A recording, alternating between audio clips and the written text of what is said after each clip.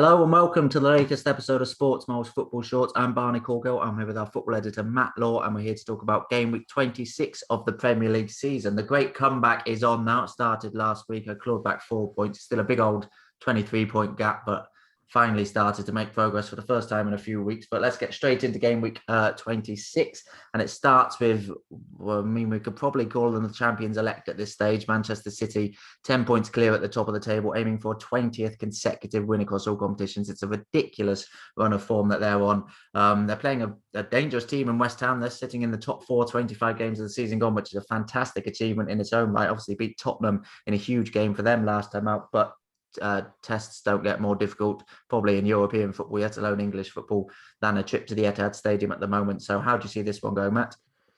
Yes, obviously, like you say, a ridiculously tough ask for any side, let alone West Ham side that, as you say, we're having a fantastic season. And it's one of those, isn't it? I mean, you look back, City early months of the season, they were just nowhere near on it, were they? Not at the top level, but since they drew with West Brom, didn't they, at home, since then, in the middle of December, they've won every game, as you say, in all competitions, 13 in the league, which has allowed them to open up a 10-point advantage over Manchester United. And I was just thinking earlier, like if they beat West Ham, they play Wolves. If they beat Wolves and then they beat United, then it's probably done, isn't it? Obviously, it wouldn't be mathematically. It probably is done now, if we're being honest. But in terms of, they could potentially open up. United play Chelsea, don't they? Leicester play Arsenal this weekend. So they could potentially, drop points there if City were to win this one. Obviously, they're the early game, so they'll go even further clear. And it is looking sort of ominous, isn't it, for them winning the league this season? Home record's been excellent, 29 points from 12 matches, the best in the league.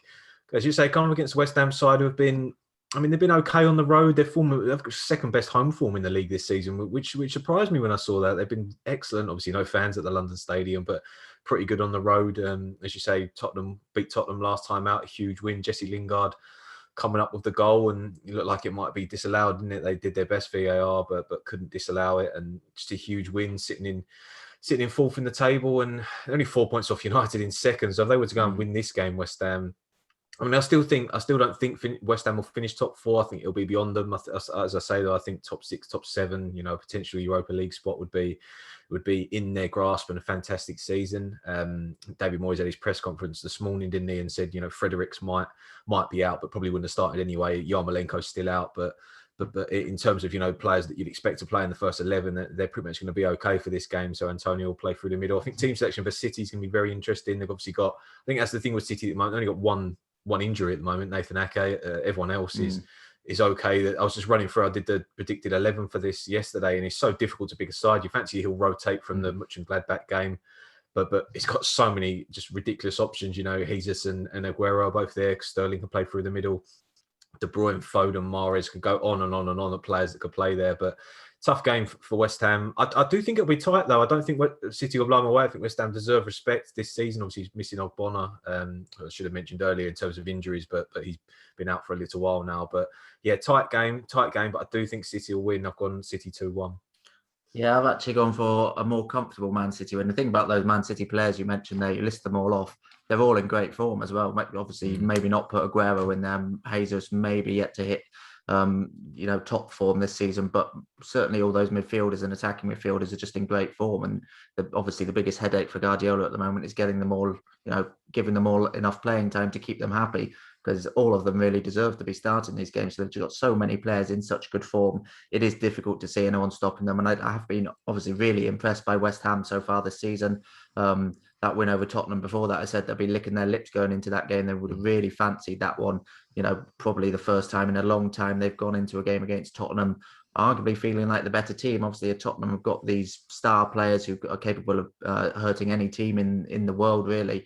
But West Ham probably in their form would have gone into that game feeling like the better team, and they showed it with a really good win. It didn't really come as a surprise to me, that one, to go and beat Tottenham at the London Stadium, obviously keeping their top four hopes alive, keeping themselves in the top four, to be sitting above Chelsea, Liverpool, Tottenham, Arsenal, the likes of those after 25 games of the season for a team that was battling towards the bottom of the table last season is an incredible achievement. Really, really good from West Ham. They're enjoying a great season, and away from home they've been really good recently as well. 5 unbeaten, stretching back to before Christmas. Their most recent away game was a goalless draw with Fulham, which will be 2 disappointing drop points when you consider their form in general this season.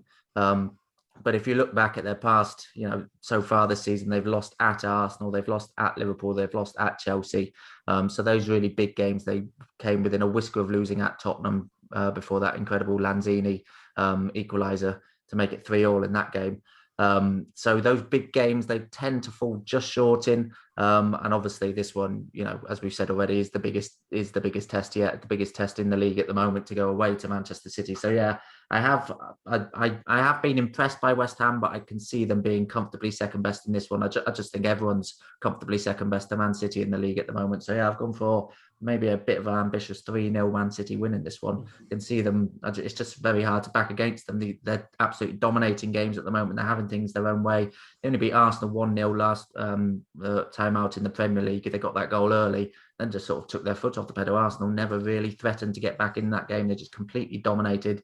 And you felt if they wanted to, they could have gone up the gears a bit more and made that 2 or 3. Same with Mönchengladbach in midweek. They just dominated that game. Probably should have won by more than 2-0. And I can see them being a little bit more clinical this weekend and getting a 3-0 win in that one. At the other end of the table, there's a battle between West Brom and Brighton. Brighton fell to a really disappointing defeat against Crystal Palace on Monday night. Quite how they lost that game, they'll never know. I think it was a record possession, record amount of touches in the box. Everything was one of their best ever Premier League performances, but they only got 1 goal, and Crystal Palace 2 touches in the opposition box and 2 goals to win that derby. So a hugely disappointing result for them, that one, and sort of in a way the story of their season in terms of not getting what they deserve. West Brom drew with Burnley last time out, goalless draw. I don't really know how we didn't predict that one. That's probably had goalless written all over it, but that now made it, 7 Premier League games without a win. 11 points to safety now with 13 games remaining. These are the sorts of games they have to win if they're going to stay up, aren't they, Matt? Yeah, they are. As you say, obviously, I don't expect them, obviously, to get anywhere near staying up. I think if they were 18th and pushing, maybe I was quite critical, wasn't I, West Brom early this season, but as I said last week, I think the quality has improved since the January transfer window and has brought some good players. I think that midfield 3, Gallagher, Jokoslu and Maitland-Niles is pretty good for this level, but obviously they won't be keeping them next season. Certainly not if it looks like they're going to be relegated. But yeah, I think they've improved West Brom, but especially the performance against Manchester United, where they probably should have won. But just 2 wins all season, 2 wins from 25 games. You just can't, 15 defeats you just can't expect to be in with a shout at this stage. It's not like they've, Fulham have had a revival recently. They're playing some good stuff. And as I say, I think West Brom have improved. But yeah, I think Brighton, on the other hand, they're such a strange team, aren't they? As you say, they were so good against Palace, that they've played so well on so many occasions this season, but only lost 9 times, which is, not a lot for where they are in the table. But they lose this game and Fulham will be sniffing out Brighton. Obviously, Newcastle will as well. I thought Newcastle were okay against Manchester United, and I do think Newcastle will pick up points. They've got good players, and they showed enough in that game. But yeah, Fulham will be smelling something here Fulham will be hoping that West Brom win this game, because Fulham probably be looking up the table rather than down now. But yeah, I think team selection obviously for this game is going to be really interesting in terms of,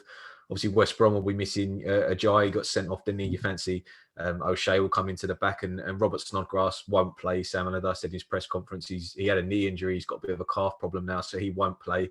Look, it'll be probably Matty Phillips in the side again. But Brighton, Lamptey, obviously a huge player for them, will be back in the squad. He's not going to start, though, Graham Potter said in this game. But Danny Welbeck, Lallana, players like that, pushing for spots in the 11. Looks like we'll play a back 4 again because Webster's still out. So it's been a bit of a change of formation recently for Brighton. I don't think that's helped them, because when they play those 3 at the back, Dunk, White, Webster, looks quite good. But it's just a really, really interesting game. Brighton will obviously be looking to pay Trossard, players like that to fire them away. And I still would be shocked if Brighton went down just because of the quality. And as I've said on loads of occasions, I think if they go down, they would really... It's not like they're at Norwich who go down, they're going to keep the same set of players and come back up. If Brighton go down, they'll lose a lot of those players, a lot of them, because I think they're really good players that could improve other teams. But yeah, I mean, we've done a few goalless ones recently. I can just see a draw here. Look at Brighton, 11 draws this season, West Brom 8, 19 league draws between them. It's difficult. I think early this season, they played out a draw this season as well. And it's really difficult to back either side with any real confidence. Even I would go Brighton, but I just think West Brom recently have been, pretty good. They were good against United, and that performance just makes me think that they'll have enough to avoid defeat here. It won't help them. It won't particularly help Brighton either. But yeah, gone goalless. Yeah, I naturally gravitated towards a draw with this one. I thought you would go for it, so I've actually gone for a Brighton win in the end. I completely agree that West Brom have improved. Certainly, the last couple of games, they've made themselves a lot more difficult to beat. They should have won that Burnley game, despite getting reduced to 10 men. They dominated that game. Really should have won, and that would have maybe put a different spin on this game if they could then have got back-to-back wins against Burnley and Brighton. Suddenly, their survival hopes are revived. But yeah. I see what you're saying with the draw. I naturally went towards that as well because Brighton, as you say, have been draw specialists this season, have struggled to win games, struggled to finish chances off and finish their good moves off and get the points that they deserve on the board. Whereas West Brom also love a draw, particularly recently. I just think a draw, as you mentioned, is not really great for either team right now. Probably obviously better for Brighton than it is for West Brom, but it's not great. So you'd expect maybe both teams to go for the winner. If it is level late on, both teams going for the winner, that might open up some space at the other end of the pitch as well. So I'm just backing the winner here. I did think you'd go for a draw, so I obviously need to claw some back on you. So I've just gone for Brighton to win this one 2-1. But yeah, can see that being a very tight game. Also on Saturday at 5:30 p.m, we've got Leeds versus Aston Villa. I mean, this is one of those, we mentioned it a few times, one of those between two teams is very difficult to call. Leeds last time out, a really good 3-0 win over Southampton. All their goals coming in the second half of that one. Rafinha was once again excellent in that match. Aston Villa fell to a disappointing 2-1 home defeat against Leicester. Obviously, Leicester flying high at the moment, but I think we both backed Aston Villa to get something out of that game because Villa came into it off the back of Europa League football. But obviously, Aston Villa without Jack Grealish as well now, which is a big thing for them. Hasn't been certified. I'm not sure that he's out for this game, but he had his press conference just now. Dean Smith, he's just said he's out for tomorrow. So. Oh, really? Okay, yeah. So yeah, big loss for them. Obviously, how do you see this one going then? Yeah, I mean, just that edgy of just come through that Grealish is out, and obviously that's huge. Perhaps might have sided with Villa in this game just because he's so important to them. But without him, it was strange, wasn't it? The way it sort of got leaked ahead of kickoff that he'd missed the Leicester game, and obviously that's not ideal. And he's just such a huge player for them in the sense that obviously we know what he brings to them and the confidence he gives the side. But Leeds as well. Exactly, this is just one of those games, isn't it? It's very, very tough to sort of predict what will happen. I have changed my mind. I've changed the scoreline, not my mind on this. I've actually just gone 1-1 in the end. I just, both sides, you'd say similar ambitions in terms of, there's not a lot between them in the table, only a point between them in the table, but Villa have got 2 games in hand over Leeds. And Villa, I know they've gone off the boil recently a touch, but they're still, the fact they've got those 2 games in hand, over, win both of them, they go above Liverpool, they'll still be feeling like they can push that top 7. I think realistically, now, it depends how long Grealish is out for, but top 10 would be unbelievable for Villa this season. But it wouldn't surprise me if they were to, slide down and eventually finish, 11th, 12th, perhaps, behind Arsenal, Wolves, Palace, sort of in that mix. And I still think that'd be a good season for them to build. Similar with Leeds, to be honest. I think if you were looking at, obviously, top 10 would be fantastic this season for Leeds. But if they were to finish 11th, 12th, it was always going to be about staying in the league this season for Leeds, because I know they're a huge club. But when you come back up, as you've seen so many times, it is difficult to stay there. And certainly in this season where there's been no fans, the atmosphere at Ellen Road obviously hasn't been there and will be there, next season is always about staying in the league. 11 wins for Leeds this season, 12 defeats. What you're going to get from them, 11 wins for Villa, 9 defeats. They don't draw a lot of the games, these two. They've drawn actually 5 between them, which maybe contradict myself going a draw here. But yeah, I just think there's similar quality is pretty similar, even without Grealish. I think both managers had, if you looked at this game and said you can have a draw, I think they'd be okay with that, considering it keeps them ticking along. Leeds, obviously, as you say, beat Southampton, but Villa will be keen to get back to maybe not winning ways, but not lose, because they play Sheffield United and Wolves next. And I fancy, if we pick up maybe 4 points, 5 points in our next 3, that will keep us ticking along. So yeah, not that confident, to be honest, but I've gone 1-1 here. Yeah, it's hard to be confident with any Leeds score this season, isn't it? But yeah, you mentioned Leeds survival would have been the number 1 goal for them. I think for Aston Villa as well, when you consider how close they were to relegation last season, both of these teams would have come into this season, priority number 1 is stay in the division. So for this to be a top half battle at this stage of the season is impressive for both teams, and they'll both be pretty content with how their season has gone up to this point. Obviously still a long way to go, but you'd imagine they're certainly both safe from any sort of relegation fears, and they're probably both now looking up the table rather than down it. and European pushes are a lot more likely than relegation battles for these two at this stage of the season, which is fantastic for them. I have just sided with Leeds on this one. I've gone for a 2-1 win, but as you say, not entirely confident. It's just one of those games again. Yeah, I wouldn't be too surprised to see much result. I think Aston Villa have gone off the boil. As you mentioned, I think it's 3 wins in the last 10 Premier League games or something like that since just after Christmas. So they have gone off the boil a bit, but they've got those players, even without Grealish. Both teams have got those players that can trouble any team in the league and win most games. So, yeah, as I say, I wouldn't be too surprised to see Villa go and win this one. I wouldn't be surprised to see a draw, even though, as you mentioned, they haven't drawn too many games between them this season. But, yeah, in the end, I've just sided with a Leeds victory. It's one I went back and forth on, but 2-1 to Leeds for me. Rounding off the action on Saturday's Newcastle versus Wolves. Newcastle back-to-back defeats in their last 2 against Chelsea and Manchester United. Obviously difficult games, those ones. But Wolves have finally found a bit of consistency and a bit of form. It's 3 wins and 1 draw from the last 4 games. In that time, they've taken on some difficult teams like Arsenal, Leicester, Southampton and Leeds. This is purely in the Premier League I'm talking about their form. So they're finally finding a bit of consistency up to 12th. It's been a disappointing season in general for them. But yeah, finally finding a bit of form. How do you see this one going? Yeah, another tough one, isn't it, to be honest? Obviously, it's a game that, Fulham and Brighton will be looking at and hoping that Wolves can do them a favour and they can close the gap. But close the gap, or Brighton go further clear. But yeah, as you say, Wolves' improvement recently has been really good. I think obviously they went for a spell, didn't they, where they were really, really disappointing and they lost it. Obviously, since they lost Southampton in the cup, didn't they? But as you say, won their last 2 in the league. I think the win over Leeds was a really big one because always difficult. They're the sort of teams they think they're going to be battling this season for, a top. And similar, really, what I said a minute ago. Obviously, Wolves in 12th at the moment, and while they would have wanted to, claim another, top 8, top 7 in terms of where they've been recently. It's just, I thought it was always going to be difficult this season, considering obviously since they lost Jimenez, it's taken a huge part of their team away. But yeah, Newcastle, as I mentioned earlier, I thought they were good at Old Trafford for 4 spells, not really put together a consistent performance, but they played quite well. Almiron was really good in the final third. Obviously, St. Maximin got a really good goal. And yes, I mean, the quality's definitely there for Newcastle, but it's just Fulham are playing so well at the moment, and this is a really, really dangerous game for Newcastle. I have actually backed Wolves to win here 1-0. Looking recently, the last 4 Premier League games between these two sides have actually been draws, and I wanted to go draw again, but as we know, I am guilty sometimes of doing too many draws. And actually, not since 2017 have Newcastle beaten Wolves in any competition that was in a championship. So they've got good. I don't say they've been draws recently, but as you say, Wolves' form has been good. Newcastle obviously still missing Callum Wilson, got some injury doubts elsewhere, and I just think it'll be a tight game. But I can just see Wolves edging it. As we say, they've improved recently, and tight one, but Wolves 1-0.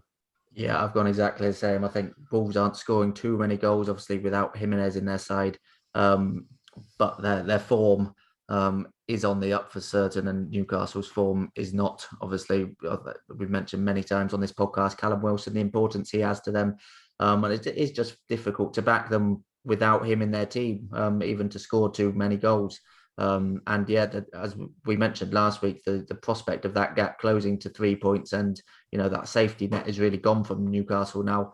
Their goal difference is worse than Fulham. So one poor set of results this weekend and they're in the relegation zone. And suddenly that becomes really real, because until probably last week when that gap got closed to 3 points, I think we always had that safety buffer for Newcastle, and you'd never really thought Fulham are going to catch them. But right now they could very easily catch them. They could catch them this weekend. So it's a huge game for Newcastle, a huge run coming up as well. They've got West Brom after this, which is a massive game.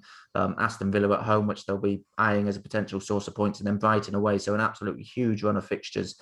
If they can get anything from this Wolves game, they'll see that as a really good start to that run of fixtures and a much needed confidence boost, because they do need to pick up quite a few points in that run of 3 games to come after this one.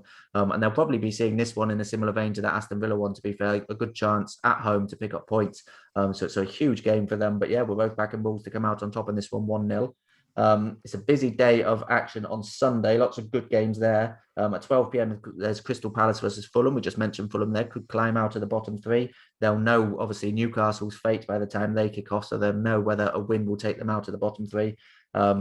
which could have obviously an impact on their performance and their mindset going into it. Crystal Palace go into the game off the back of that incredible win over Brighton, which we mentioned earlier. I mean, Roy Hodgson made no apologies for the way his side won that game, but it's just, you can't rely on winning that game. It was incredible. 2 touches in the opposition box. I mean, great touches they were, both really good goals, those ones. But I mean, it's got to be up there. My mind immediately went back to that Celtic Barcelona Champions League game, which they somehow won, where they just got absolutely battered from the first minute to the last and somehow came away with a win. It was sort of similar to that.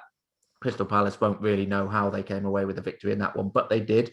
That's all that matters. It moves them up to 32 points. Hodgson spoke after the game about how important it was to get into that 30-point bracket. And it is usually 38 points. Obviously, 40 points is generally what we say, but 38 points is usually enough to keep you in the division. So they're 2 wins away from that now, with 13 games remaining. It's a big victory to get to that stage. 10 points clear of the bottom 3. So yeah, a huge win, especially coming after that 3-0 defeat to Burnley and the 2-0 defeat to Leeds before that. Really big victory for them. And this is another big game. If they can pick up the win here, obviously then probably move to within 1 win of safety and the pressure comes off a bit.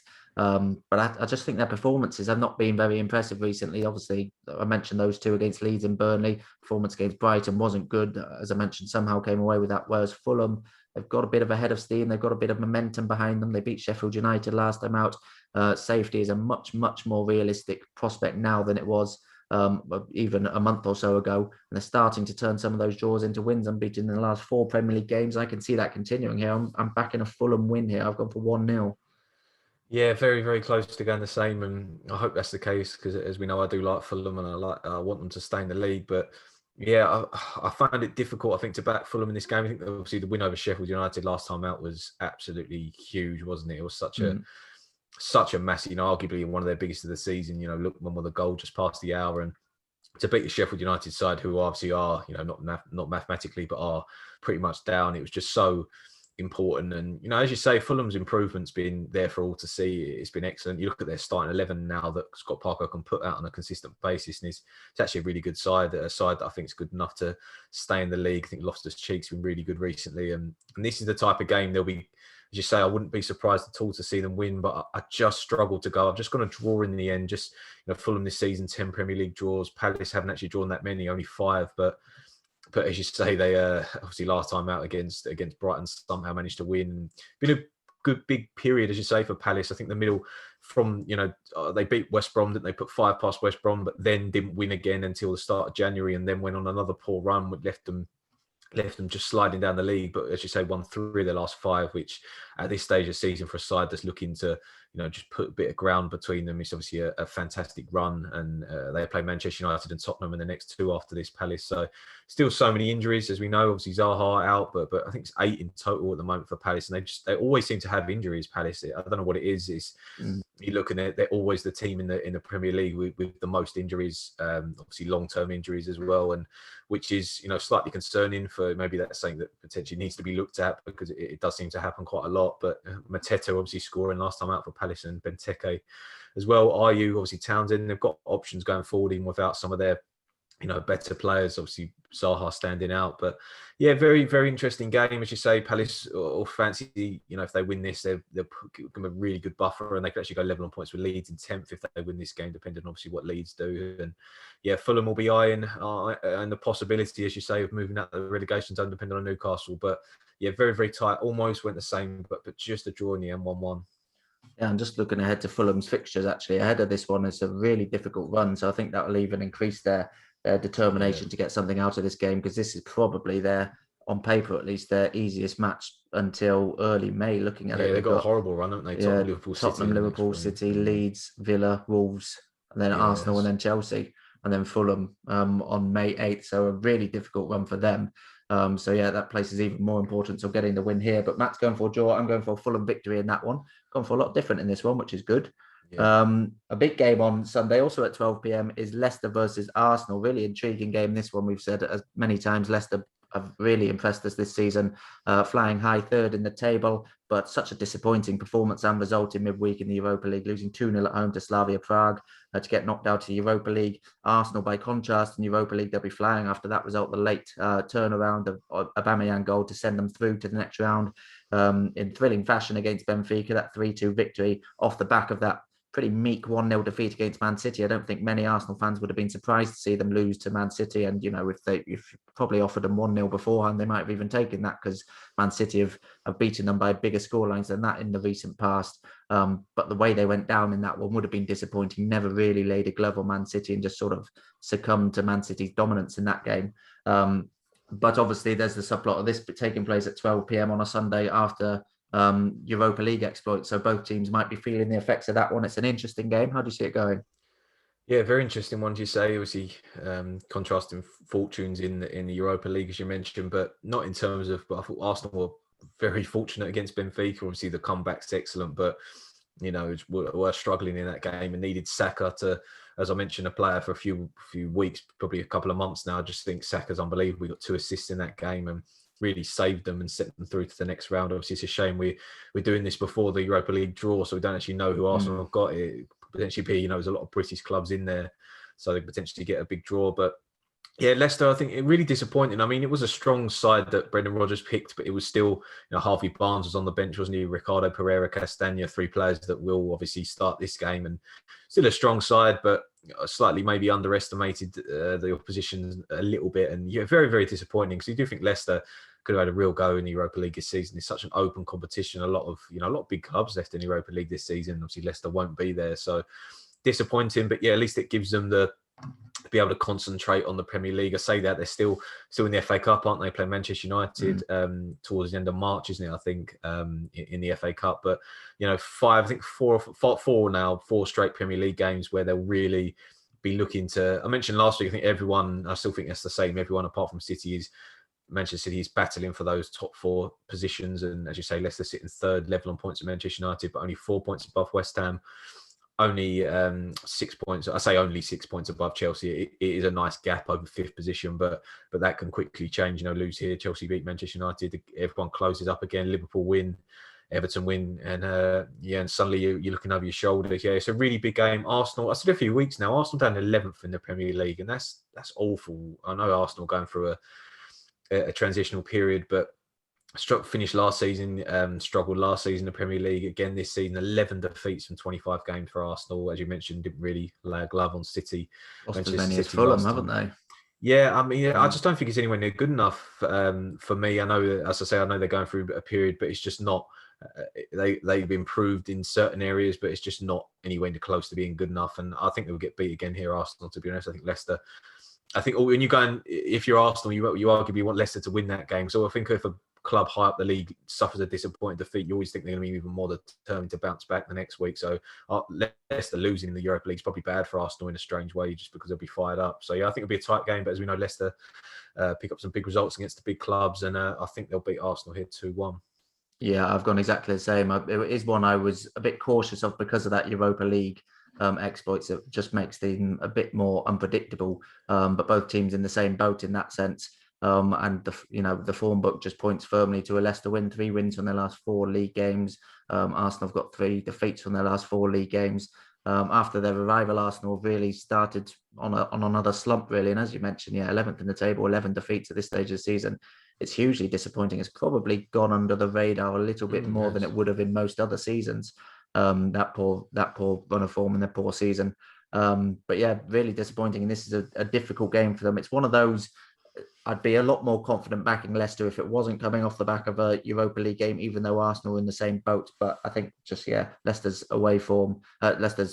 league form, sorry.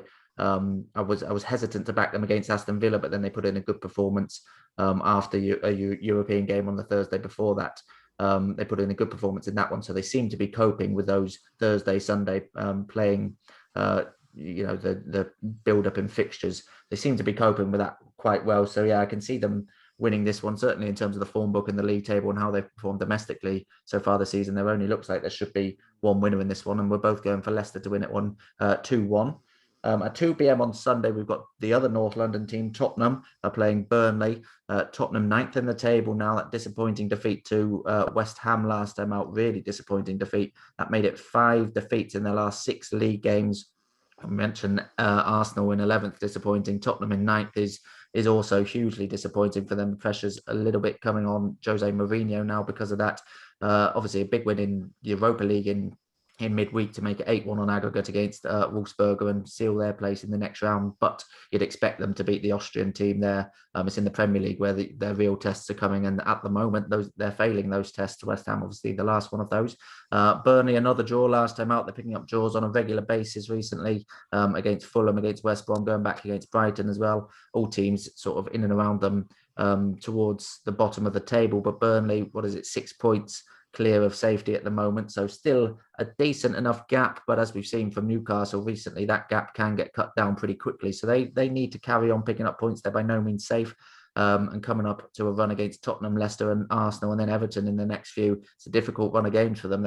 They'll need to pick up some draws here and there, and probably, if you're looking at current form, Tottenham is one of the games they'll be quite confident of picking up some points, and when you consider how much Jose Mourinho's team has struggled recently. Having said that, I don't see them picking up any points here. I do see Tottenham coming away with the victory, maybe in a sort of similar manner to how they did in their only win in that recent poor run of form against West Brom. They won that one 2-0. I can just see them scraping this one. I don't see too much in it. I don't see it being a convincing Tottenham performance, really, but it's hard to back against them against Burnley at home, even in current form. I've just gone for a 1-0 Tottenham win here. 1-0, yeah. I've also gone Tottenham. I've gone 2-0. Maybe slightly generous, as you say, to Tottenham. Their league form's been horrendous, but Europa League has saved them. I don't think that says too much for Wolfsburg. The fact that they scored 8 times past them, poor side, to be honest. That Tottenham played, and they come at a good time. As you say, Mourinho coming under a bit of pressure, and as you say, they're 9th in the table. Again, it's just not good enough. I thought even a few weeks ago they were still in a little bit of a shout for a top 4 space because they had game in hands. Teams were taking points around them. But as you say, the gap now to West Ham is 9 points, isn't it? And only a game in hand. But I just don't think Tottenham are consistent enough or good enough at the back. Obviously, going forward, as we know, Harry Kane and Son are 2 of the best attacking players in the league, but just not good enough at the back. The midfield's not been good enough. And I'm going to be very, very interesting, isn't it, to see where Tottenham actually end up this season because if I had to say now, I still think maybe 8th would probably be about right in terms of quality. I think there's 6 or 7 teams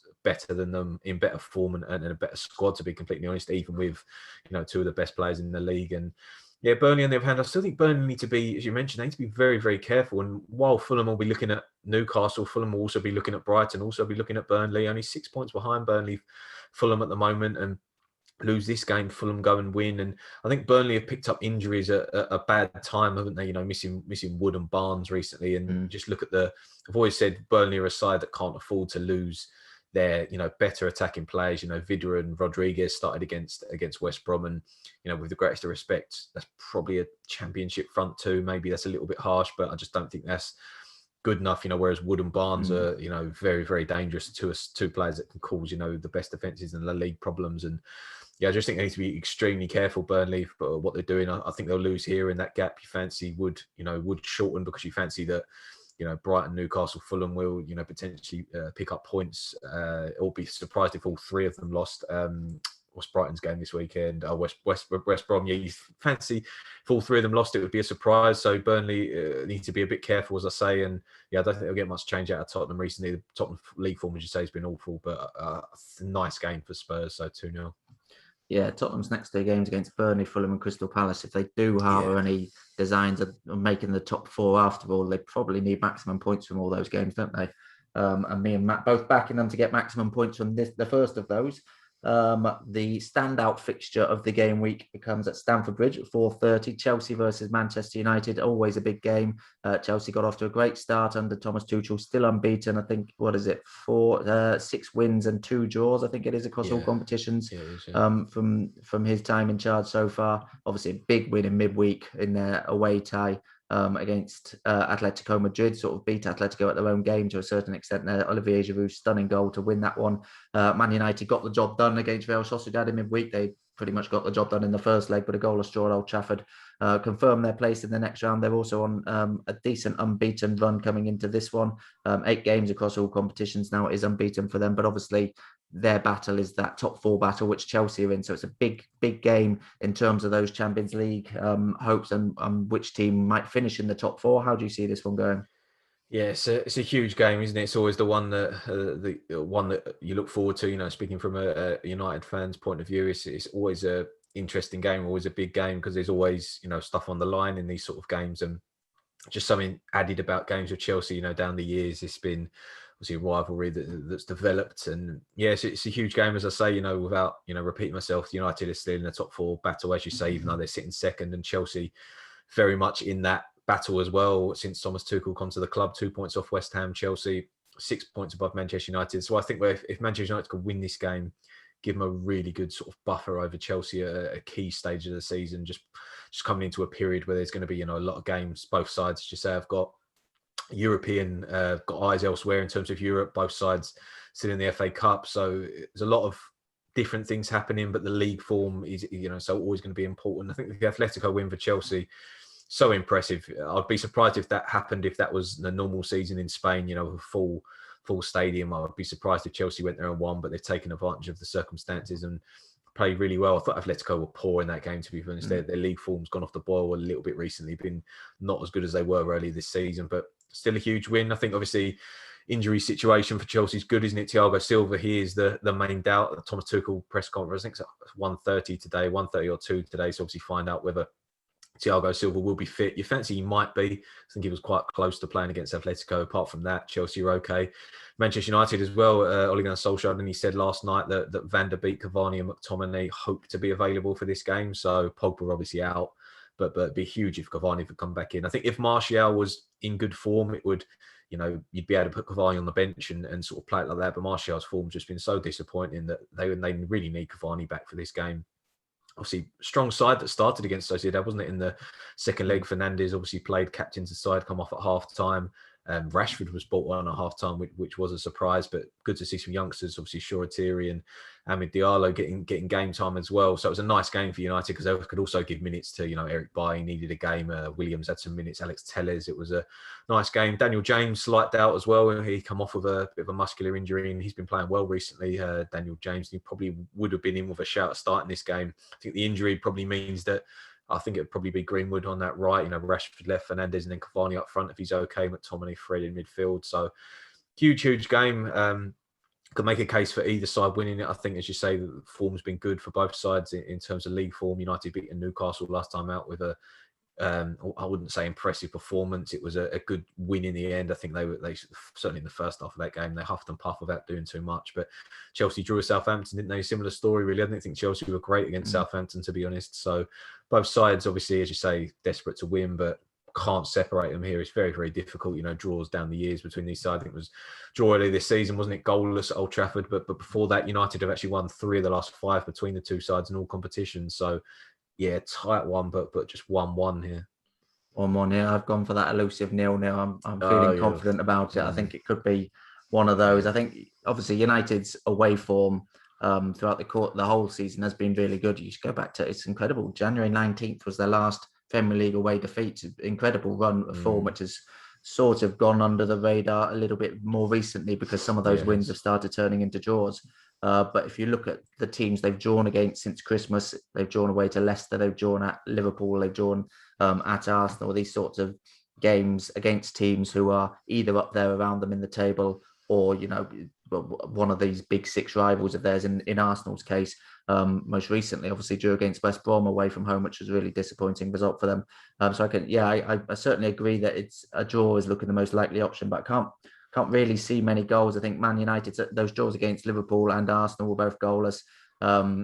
Chelsea's defensive record under Thomas Tuchel has been really good. I think it's 2 goals conceded in their 8 games under him so far. And their attacking record hasn't exactly blown teams away. They've done enough to get the job done. They've got 1 goal here, 2 goals there. I don't think they've scored more than 2 goals in a game. No, they haven't under Thomas Tuchel so far. So they're sort of scraping these victories on a solid defensive foundation, which is obviously a good way to start for Thomas Tuchel. I think he's certainly given himself something to build on.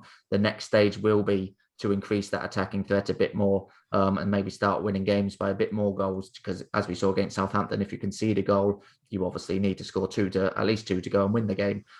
So if they can start building that attacking threat, and that comes with getting the likes of Timo Werner firing again, getting the likes of Kai Havertz, they've got plenty of attacking talent at their disposal, but they just need to get them all firing, find the best system, which, to be honest, the early signs I pretty confident Thomas Tuchel will end up doing that. I think the early signs, if you're a Chelsea fan, you're going to be really excited about the early signs of Thomas Tuchel so far. But yeah, I think this game might just come a bit too soon for that. And I see their defensive record holding up, but certainly Manchester United will probably come into this game thinking a draw is a good result. It keeps them in command of the top four battle. Away to Stamford Bridge, a draw is never really a bad result.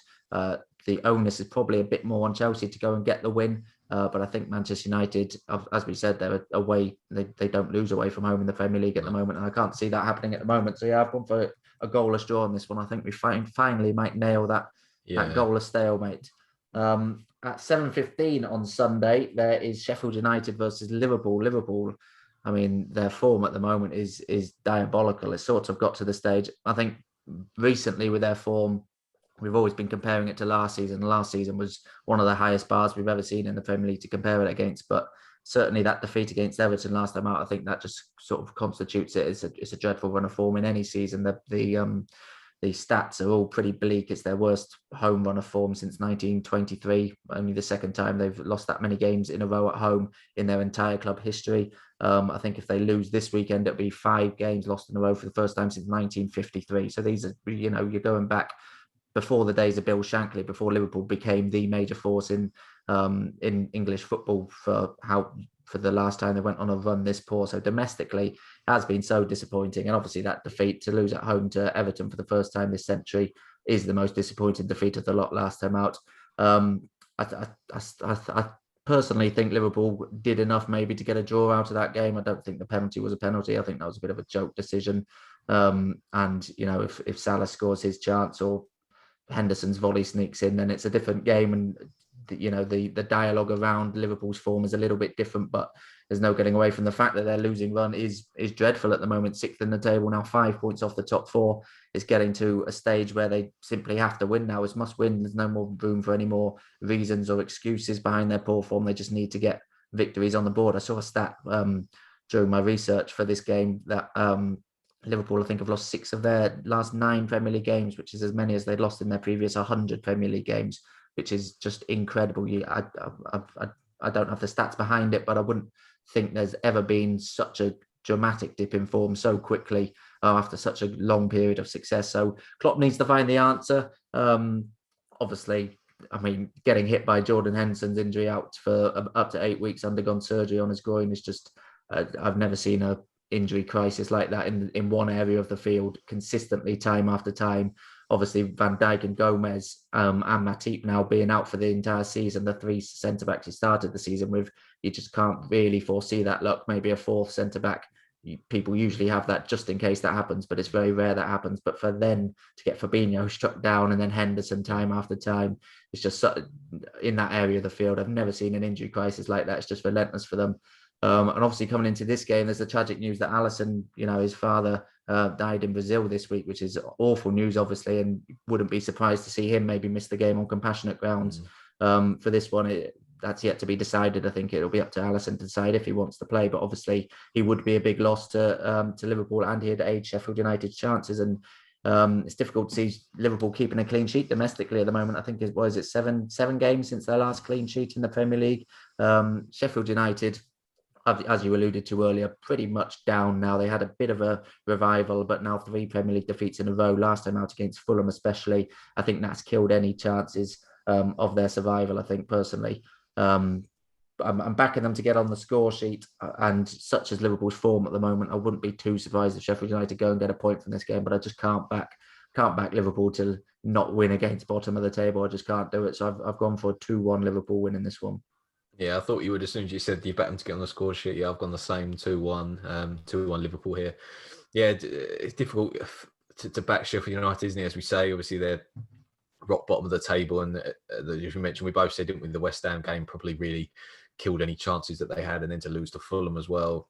11 points. I think they're gonna finish bottom. I mean, they could finish 19th, couldn't they? Only 3 points behind West Brom, and West Brom could fall away. Not that it really matters. Let's be honest, it doesn't really matter if you finish 20th or 19th. You're still getting relegated, so it's not a big thing. Obviously won more times than West Brom this season, won 3 times, but it's just not enough. Sheffield United, I think the players they're missing, you talk about, obviously Egan's out for a little while. I know he's in operation. Jack O'Connell, I think Sander Burge as well. For me, Sander Burge is their, best player by a million miles, and he's been out since before Christmas with an operation. And I think it was a club record signing when they signed him. It was January 2020, and they'll obviously struggle to keep him I don't think they'll be able to keep him if they go down. I think they've already been taught that Villa might try and sign him, and just losing him.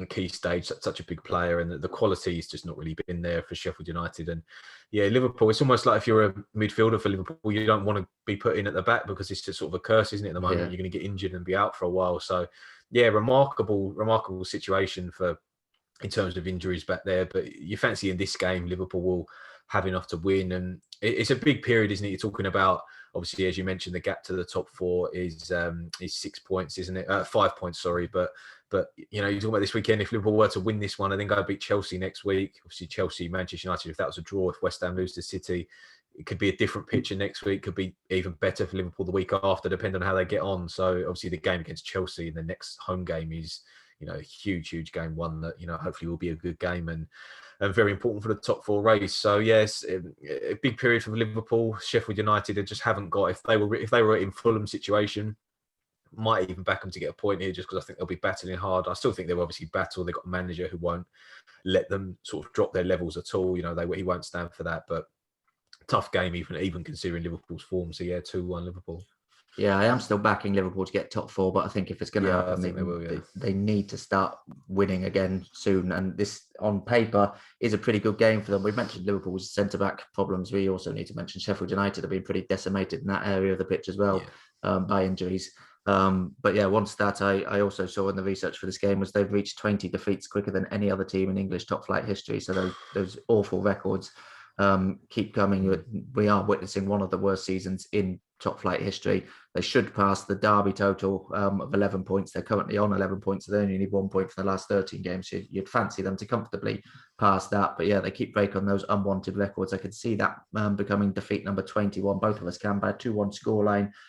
This weekend on Monday night, there's Everton versus Southampton. Everton on the flip side, that Merseyside derby win over Liverpool, huge for them, absolutely huge.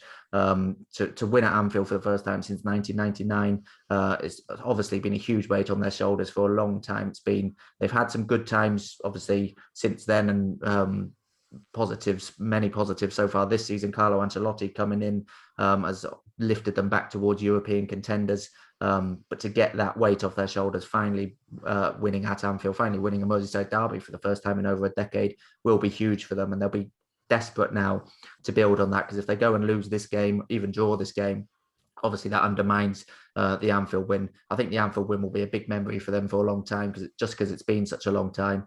I mean, they were going on like they've won the title after it for a while, but I think it'll be a big memory for them. But obviously the big thing now, if they're pushing for those European places and want to get above Liverpool, having gone level on points with them, big thing is backing that up against the Southampton side in dreadful form. I think it's 7 defeats now in the last 8 games for Southampton, 1 draw in that time. It's the longest winless run currently in the league at the moment. Last time out against Leeds, really disappointing 3-0. They would have felt aggrieved in the first half at that, at the penalty call that got overturned by VAR. Personally, I think that was the right decision by VAR. That was an example of VAR used well. And obviously they had the ball in the back of the net as well, but the referee deemed that he didn't blow his whistle. Again, I think that was the right decision. So while Southampton might feel a little aggrieved by them, personally, I think the officials got those 2 decisions right. But then there was no real excuse for Southampton. A bit of a surrender in the second half. Obviously conceded the goal early from Patrick Bamford. I think got that first goal for Leeds.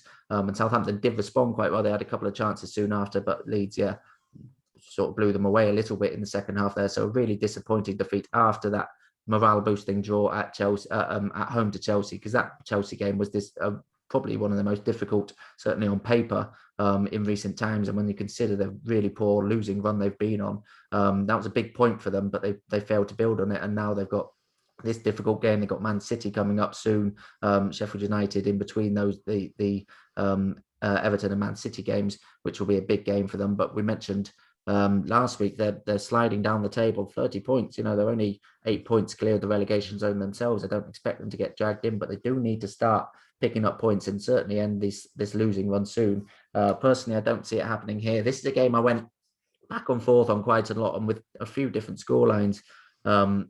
I've originally went for 2-1, but I feel I've gone for a few too many 2-1s this week. I did have a draw at one stage, but in the end, I've just gone for Everton to win this one 3-1. I think that Merseyside derby win will just be a big boost to them. They've got their main players back now as well, back fit, and I think they'll build on that Merseyside derby win with a 3-1 win here. 3-1, yeah. I've also gone Everton. I've gone 2-0 here. Obviously, they'll need to address their home form, won't they? Everton home Premier League form recently has been horrendous. 4 defeats from the last 5 at home. Obviously, City last time out, but lost to Fulham and Newcastle recently, which is not good at all for a side that has ambitions. You say sitting 7th in the league at the moment with a game in hand over all of the teams above them and 5 points off the top 4. So still very much in that. I think there's a lot to be excited for about Everton. Ancelotti was speaking, wasn't he, about his contract ends in 2024, but he wants to be there for the new stadium build. I think they're looking at potentially going in Everton for the 2024-25 season, and he wants to be there, Ancelotti. I do think it's an attractive club. You're looking at Everton, the manager there, the structure they've got, they spend money, and if they're getting a fantastic new stadium, I think the future certainly will be bright for an Everton side that now there was they had periods, didn't they, where they had a good side, but just couldn't really, obviously they've played European football, but just struggled to really, consolidate themselves as, a real top 6 side, on a consistent basis, season after season. I think they'll be looking to do that now. Obviously, win over Liverpool was huge for their confidence. And as you say, I think, you fancy they'll spend again this summer. They've got a really good set of players, players that would, improve a lot of the sides in the league. And yeah, I think there is something really exciting happening for Everton, no doubt about that. Southampton, on the other hand, just the opposite at the moment. As you say, similar to you, I don't expect them to get pulled into trouble, but the gap is not, it's not enough for them to, sit and, lose a few more games. You can just smell that you think that Danny Ings will lead this summer. I think that's almost certain they're going to lose probably their best player. And it's just going to be, I think they need to be a bit careful. Southampton confidence is not particularly high at the moment, even though they, picked up, as you say, a really good point against Chelsea, but then just couldn't build on it. And to lose 3-0, maybe slightly harsh scoreline, but to lose 3-0 at Leeds is just really disappointing for this stage of the season. This is obviously a very tough game. Southampton run kind of up is actually about to play Sheffield United away after this, but then play Manchester City and then Brighton at home. Brighton will be battling for points, and you just feel like if they were only to pick up, a point for the next 3 or something, they will find themselves sliding towards that relegation zone. And they do need to, not season's not over. Southampton, they're not, not anywhere near safe, so they need to be careful. Everton, on the other hand, as I say, will be pushing high up the table and certainly in the running for that top 4 at this stage. So yeah, I think Everton will win this 2-0. All right, both going for 2-goal Everton victories in that one. Thank you as ever, Matt. You can find previews for all of those games over on sportsmore.co.uk as ever, as well as many other games in the Championship and across Europeans' top leagues. Myself and Matt will be back on Tuesday. There's a midweek round of fixtures, 7 games in midweek to cover some of the FA Cup games, which are coming up in a few weeks' time, and some of the games in hand, which are outstanding. So we'll be back on Tuesday to talk through them. In the meantime, if you don't want to miss an episode, you can subscribe to this podcast on all the usual channels, and you can subscribe on YouTube as well to make sure you don't miss an episode. Also, feel free to give us a rating if you've enjoyed this podcast. We'll be back on Tuesday, and we look forward to seeing you again then.